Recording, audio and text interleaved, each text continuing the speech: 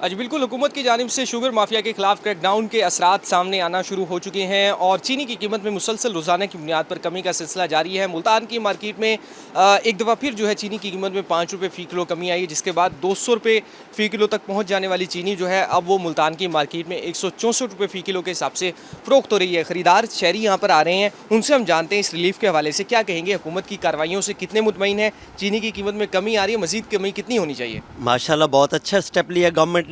और चीनी आज हमें 164 मिली है।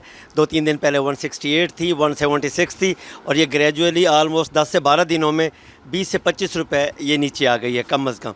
तो अगर ये स्टेप ऐसे लेते रहे, गवर्नमेंट लेती रही, तो होपफुली ये और नीचे आएगी और बाकी चीज़ें भी कंट्रोल हुई हैं, तो अल्लाह खैर करेगा, इंशाल्लाह बेहतरी आएगी। जी बिल्कुल, देखें जी, शहरियों का यही कहना है, ख़रीदारों का यही कहना है कि हुकूमत की जानिब से जो इक़दामात उठाए जा रहे हैं शुगर माफिया के खिलाफ क्रैकडाउन के हवाले से, वो बड़े काबिल सताइश हैं, जिसके रिजल्ट्स ये आना शुरू हुए हैं। चीनी की कीमत कमी हो रही है। उनका यही कहना है कि अगर शुगर माफिया के खिलाफ इसी तरह से क्रैकडाउन किया गया तो उम्मीद यही की जा रही है कि चीनी की कीमत जो पहले हुआ करती थी 100 रुपये फ़ी किलो के हिसाब से, वो भी हो सकती है। इस हवाले से हुकूमत को अपनी जो कार्रवाइयों का सिलसिला है वो शुगर माफिया के खिलाफ मज़ीद तेज़ करना चाहिए, ताकि जो शहरी हैं उन्हें इस हवाले से रिलीफ मिल सके। जी।